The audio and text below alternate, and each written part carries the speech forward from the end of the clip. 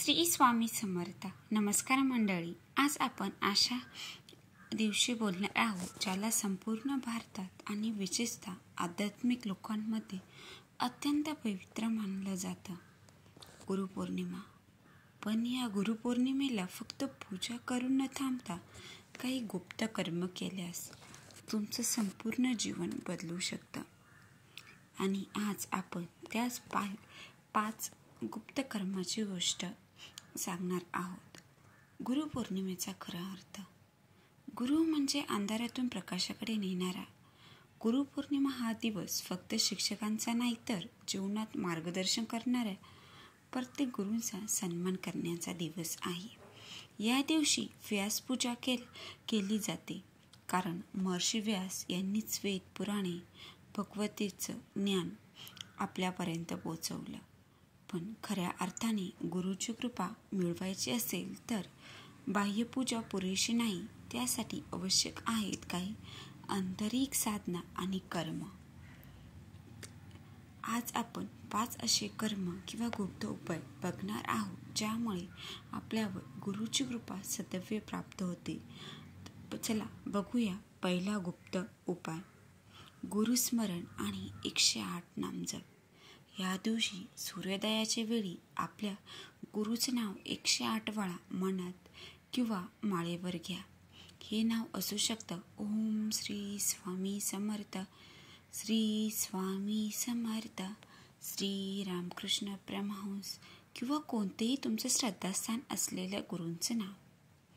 नामजप करताना हृदयात त्या गुरूंचा चेहरा स्पष्टपणे डोळ्यासमोर आणा किंवा ठेवा. हे केल्याने तुमच्या मनात गुरुची कृपाशक्ती स्थिर होते. गुप्त उपाय 2, गुरूंच्या पादुका बनवून पूजा करा. एका स्वच्छ लाकडी किंवा चंदनाच्या तुकड्यावर हलक्याने गुरूंच्या पायाची प्रतिकृती काढा. त्या पादुका गंगाजल किंवा तुळशीच्या पाण्याने शुद्ध करा आणि त्यावर फुलं, अक्षता अर्पण करा. ही पूजा केल्याने गुरुचरणी नम्रता निर्माण होते आणि अहंकार कमी होतो.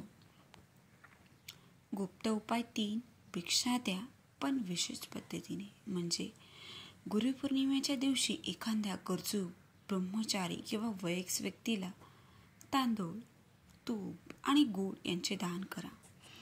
ही त्रिसूत्री गुरुकृपेचं प्रतीक आहे. अन्न, तेज आणि माधुर्य दान करताना त्यांच्यासमोर गुरुर्ब्रह्मा गुरुर्विष्णू हा श्लोक म्हणा. गुप्त उपाय 4, गुरूंच्या नावाने एकांत ध्यान करा. गुरुपौर्णिमेच्या दिवशी 15 मिनिटे एकांतात ध्यान करा. केवळ ओम गुरुवे नमः हा जप चालू ठेवा. ध्यानात कुठलाही विचार न करता फक्त शांत लक्ष केंद्रित करून ध्यान करा.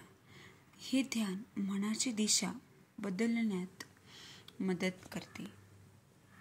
गुप्त उपाय 5, गुरुपौर्णिमेच्या रात्री चंद्रपूजन. ही गोष्ट खूप कमी लोकांना माहीत आहे. गुरुपौर्णिमेच्या रात्री चंद्र देवतेचे पूजन करावं. चंद्र म्हणजे मनाचा अधिपती आणि गुरूंना मनावर नियंत्रण असणं खूप महत्त्वाचं आहे. चंद्रासमोर एक तांब्याचा दिवा लावा आणि ओम सोम सोमाय नमः नाम जपा. या गुरुपौर्णिमेला फक्त आरती आणि आरस न करता या 5 गुप्त कर्मांचा व उपायांचा अनुभव घ्या. आपण पाहाल की आपल्यावर गुरुची कृपा कशी तुमच्या जीवनात प्रकाश घालते. जर ही माहिती आवडली असेल तर व्हिडिओला लाईक करा, कमेंट करा. गुरुकृपा प्राप्त हो. ओम श्री स्वामी समर्थ. आणि आपल्या श्री स्वामी समर्थ चॅनलला सबस्क्राईब करा आणि ही माहिती तुमच्या मित्रमैत्रिणीसोबत शेअर करा. आणि तुम्ही कशा पद्धतीने गुरुची साधना केली हे पण आम्हाला कमेंटद्वारे कळवा. श्री स्वामी समर्थ. गुरुकृपा आपल्यावर सदैव राहो हीच प्रार्थना देवचरणी.